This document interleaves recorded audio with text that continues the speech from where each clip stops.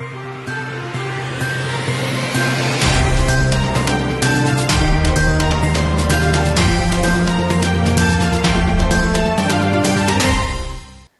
आदाब दोस्तों, टीबीजे मीडिया में आपका स्वागत है। मैं हूं सैयद नजीर। फिल्म अभिनेत्री और नई नई सांसद बनी कंगना रनौत का विवादों से पुराना नाता रहा है और जब भी वो अपना मुंह खोलती हैं, न्यूज चैनल की सुर्खियां बन जाती हैं। कई ऐसे मुद्दे रहे जिस पर कंगना रनौत ने मुखर और बेबाक तरीके से अपनी राय जाहिर की और इसी बेबाकी की वजह से फिल्मी दुनिया से राजनीति में कदम रखा तो यहां भी हलचल मच गई। दमदार तरीके से हिमाचल प्रदेश के मंडी से बीजेपी के टिकट पर कंगना रनौत ने लोकसभा 2024 का चुनाव जीत लिया। जीत का जश्न अभी पूरा भी नहीं हुआ था कि रंग में भंग पड़ गया और कंगना के साथ थप्पड़ कांड हो गया। सवाल यह है कि आखिर कंगना क्यों कंट्रोवर्सी क्वीन है? कंगना के बॉलीवुड से राजनीतिक तक का सफर कैसा रहा है? क्या कंगना के लिए एक्टिंग आसान है या नेतागिरी? आपको बताएंगे, तो बने रहिए इस वीडियो के साथ आखिर तक। कंगना को सुर्खियों में बने रहना काफी पसंद है। वो जब तक बॉलीवुड में थी तो कोई ना कोई विवाद उनसे जुड़ा ही रहता था और अब जब राजनीति में कदम रखा तो यहां भी विवाद के साथ एंट्री ली। कंगना ने हालिया लोकसभा चुनाव में हिमाचल की मंडी सीट से चुनाव जीता है। चुनाव जीतने के बाद जब वो चंडीगढ़ एयरपोर्ट पर थी तो एक सीआईएसएफ कांस्टेबल कुलविंदर कौर ने उन्हें थप्पड़ जड़ दिया। फिर क्या था, कंगना मीडिया में हेडलाइन बन गई। जाएगा मैडम, थोड़ा सेकंड है, आपको वेट करना पड़ेगा थोड़े, कोई बात नहीं, सब इशू होता है।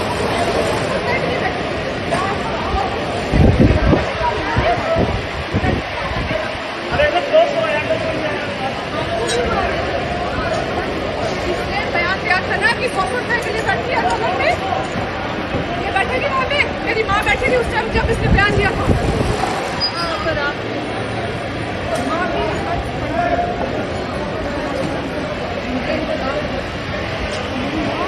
कुछ देर बाद थप्पड़ पड़ने की वजह भी सामने आ गई। दरअसल कंगना ने किसान आंदोलन के दौरान धरने पर बैठी महिलाओं का मजाक उड़ाया था। उन्होंने ट्वीट कर कहा था कि ये महिलाएं किराए की टट्टू हैं, इन्हें 100 रुपए देकर यहां बैठाया गया है।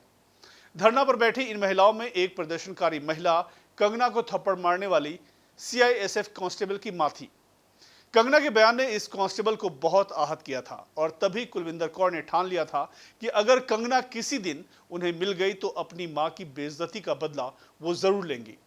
हालांकि इस थप्पड़ कांड के बाद बहुत लोगों ने कुलविंदर के एक्शन को गलत बताया और कहा कि महिला ने अपनी बात रखने के लिए गलत तरीका अपनाया और शायद ये बहुत हद तक सही भी है, क्योंकि कुलविंदर ने जिस समय कंगना को थप्पड़ मारा वो यूनिफॉर्म में थी और एक आम लोग इस सुरक्षा कर्मी के बूते ही खुद को सुरक्षित महसूस करता है। अगर यूनिफॉर्म में ही ये कांस्टेबल और जवान ही गुंडों की तरह बर्ताव करने लगे तो लोगों का इन पर से विश्वास खत्म हो जाएगा, लोग असुरक्षित महसूस करने लगेंगे। लेकिन मुद्दे की बात यह है कि समय का चक्र घूमता है, इंसान के कर्मों और उसके बोल का फल उसे जरूर मिलता है। आपको याद होगा कि 2022 में हॉलीवुड एक्टर विल स्मिथ ने एक अवार्ड फंक्शन में क्रिस रॉक को थप्पड़ मारा था। स्टेज पर मजाक में क्रिस ने स्मिथ की पत्नी पर पर्सनल कमेंट कर दिया था। तब इस थप्पड़ कांड का कंगना ने समर्थन किया था।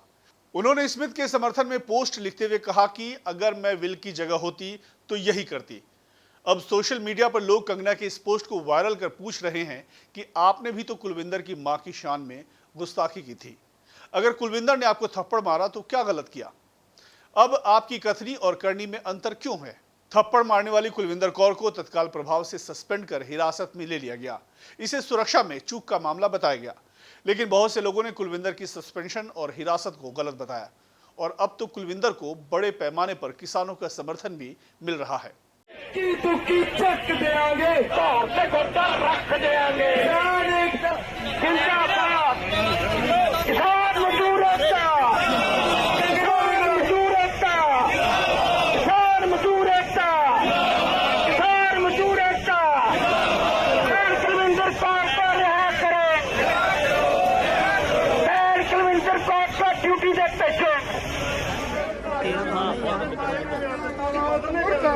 मुर्दाबाद मुर्दाबाद बीजेपी सरकार मुर्दाबाद मुर्दाबाद मुर्दाबाद कंगना रनौत जवान नੱਥ पाओ नੱਥ पाओ नੱਥ पाओ कुलविंदर कौर ते कीता पर्चा रद्द करो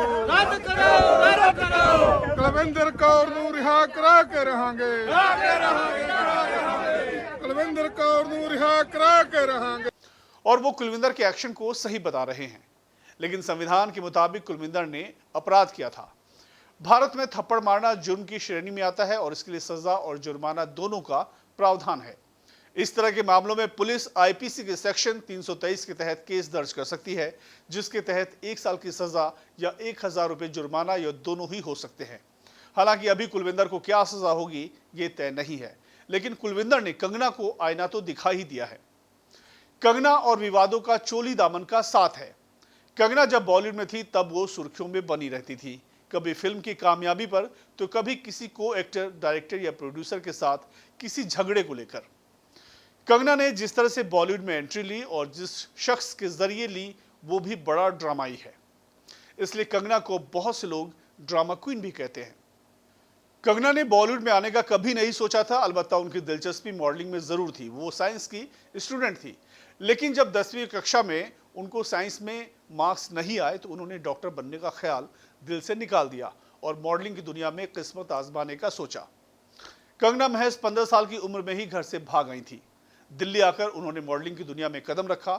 इसके बाद वो किसी असाइनमेंट के लिए मुंबई आई तो लौट कर नहीं गई। मुंबई की चकाचौंध ने कंगना की आंखों में नए सपनों की चमक भर दी।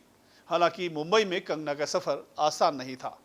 कई बार उन्हें फुटपाथ पर भी सोना पड़ा तो कभी भूखे पेट रहना पड़ा, लेकिन वो हार नहीं मानी, लगी रही, मेहनत करती रही और धीरे धीरे उन्हें छोटे छोटे रोल फिल्मों में मिलने लगे। जिन दिनों Kangana film I love you boss में काम कर रही थी, तभी एक एजेंट उन्हें महेश भट्ट के ऑफिस ले गया। महेश भट्ट को अपनी फिल्म गैंगस्टर के लिए एक मासूम चेहरे की तलाश थी और कंगना इस फिल्म के लिए एक अच्छी पसंद थी। इस तरह कंगना को एक बड़े डायरेक्टर के साथ काम करने का मौका मिला और बॉलीवुड में उनकी गाड़ी चल निकली। कंगना ने अपने फिल्मी करियर में कई हिट फिल्में दी, लेकिन कंगना को फिल्म इंडस्ट्री में परिचय दिलाया था फिल्म अभिनेता आदित्य पांचोली ने। कहा जाता है कि कंगना ने अपने से 23 साल बड़े अभिनेता आदित्य के साथ कई साल लिव इन रिलेशनशिप में गुजारे, लेकिन कंगना जब तरक्की की सीढ़ियां चढ़ने लगी तो उन्होंने खुद को आदित्य से अलग कर लिया और आदित्य पर प्रताड़ित करने और उनका शारीरिक शोषण करने जैसे गंभीर आरोप भी लगाए। इसी तरह फिल्म क्रिश 3 की शूटिंग के दौरान कंगना की नजदीकियां ऋतिक रोशन से भी हो गई। कंगना ऋतिक के साथ अपनी शादीशुदा जिंदगी के सपने संजोने लगी, जबकि ऋतिक पहले से ही न सिर्फ शादीशुदा थे बल्कि 2 बच्चों के पिता भी थे।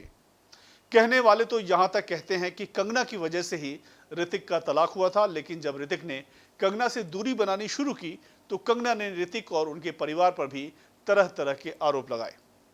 इस प्रकरण में कंगना ने जावेद अख्तर को भी लपेटे में ले लिया। सोशल मीडिया पर जावेद और कंगना के बीच कई तरह की तल्खी देखने को मिली। मामला कोर्ट तक जा पहुंचा, लेकिन अंत में कंगना को ही मुंह की खानी पड़ी। कंगना की इन्हीं हरकतों की वजह से बॉलीवुड ने कंगना से किनारा करना शुरू कर दिया। इसके बाद तो कंगना जैसे बौखला ही गई।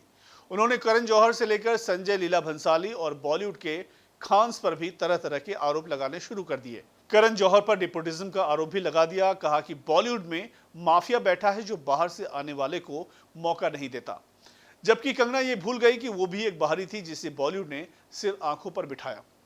यही नहीं, कंगना ने स्वरा भास्कर और तापसी पन्नू से भी पंगा ले लिया। कंगना ने इन दोनों ही एक्ट्रेस को बी ग्रेड की एक्ट्रेस कहा। बॉलीवुड में अपनी जमीन खिसकती देख कंगना ने राजनीति में आने की तैयारी शुरू कर दी और इसकी आहट साल 2020 में ही सुनाई देने लगी थी, जब अभिनेता सुशांत सिंह राजपूत की रहस्यमय तरीके से मौत हो गई। इस मौके पर कंगना सोशल मीडिया पर खूब मुखर हुई और मीडिया की क्वीन बन गई। कंगना के इस बयान के बाद शिवसेना नेता संजय राउत ने कहा था कि अगर मुंबई पुलिस से कंगना को डर लगता है तो वो मुंबई न आए।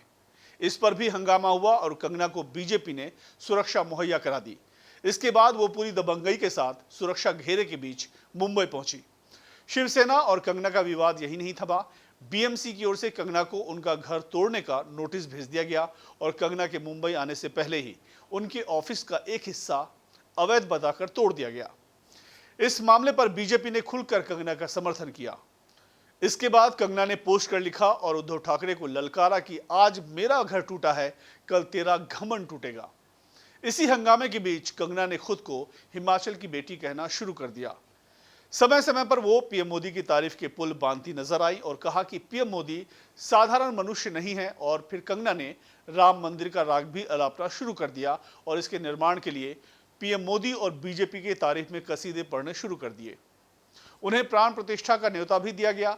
2020 में कंगना ने बॉलीवुड को लेकर जिस तरह एक के बाद एक हमले बोले, उसके बाद यह तय हो गया कि अब बॉलीवुड में उनके दिन पूरे हो चुके हैं और तभी उन्होंने राजनीति में किस्मत आजमाने की सोची। हालांकि कंगना के परदादा का ताल्लुक कांग्रेस से था, खुद उनकी मां भी कांग्रेस कार्यकर्ता रही हैं, लेकिन कंगना ने बीजेपी को अपना साथी चुना। कंगना रनौत का मानना है कि फिल्मों में काम करना राजनीति करने से कहीं ज्यादा आसान है। एक इंटरव्यू में कंगना ने खुलासा किया कि भले ही उनको कई ऑफर मिले, लेकिन उन्होंने बीजेपी ही ज्वाइन किया। राजनीति के लिए बीजेपी ही क्यों वाले सवाल पर कंगना ने कहा कि उन्हें लगा ऐसा करने के लिए यही सही समय है। कंगना जितना मुखर होकर बयान देती थी, बीजेपी की बांछी उतनी ही खिल उठती थी। कंगना अति उत्साह में एक इंटरव्यू के दौरान यहां तक कह गई कि देश को 2014 में आजादी मिली है, 1947 में तो आजादी की भीख मिली थी। कंगना कई बार ऐसे बयान दे चुकी हैं जो खुद उनके गले की फांस बन गए हैं। खैर, कंगना को बीजेपी की चरण वंदना का उपहार भी मिल गया है। उन्हें बॉलीवुड में उनके बेहतरीन काम के लिए पद्मश्री तक दे दिया गया। इस पर बीजेपी की फजीहत भी हुई, लेकिन इससे कुछ फर्क नहीं पड़ा। पीएम मोदी की बीजेपी में मुखर और बड़बोले नेताओं को हमेशा हाथों हाथ लिया जाता रहा है, फिर चाहे वो स्मृति ईरानी हो, आपसे निकाले गए कपिल मिश्रा हो, महाराष्ट्र की नवनीत राणा हो या हेमंत बिस्व शर्मा हो। फहरिस्त काफी लंबी है। ऐसे सभी नेताओं को बीजेपी सम्मान की नजर से देखती है। बीजेपी की इसी कमजोरी को कंगना ने समझ लिया और उसके मुताबिक बयानबाजियां करके अपने मकसद में कामयाबी हासिल कर ली। पार्टी ने उन्हें मंडी से अपना उम्मीदवार बना दिया और वो चुनाव जीत भी गई। कंगना के पूरे जीवन काल को देखा जाए तो कहा जा सकता है कि वो किसी की सगी नहीं रही। जो भी उनका खेवैया बना, कंगना ने उसी की नैया डुबो दी। फिर चाहे आदित्य पंचोली हो जिन्होंने कंगना को बॉलीवुड में परिचय दिलाया, या मुंबई शहर और बॉलीवुड हो जिसने कंगना को एक नाम दिया, पहचान दी, या खुद अपना परिवार हो जिसे वो 15 साल की उम्र में छोड़कर चली गई, वो किसी की सगी नहीं रही। आज बीजेपी के साथ है, कोई भरोसा नहीं कल वो पार्टी की कमियां सोशल मीडिया पर गिनाती नजर आ जाए और किसी और पार्टी का दामन थाम ले। तो हम सबको इंतजार रहेगा कंगना के अगले कदम का। आप सभी लोग कंगना के बारे में क्या सोचते हैं, हमें कमेंट करके जरूर बताएं। बने रहिए टीबीजे मीडिया के साथ। धन्यवाद।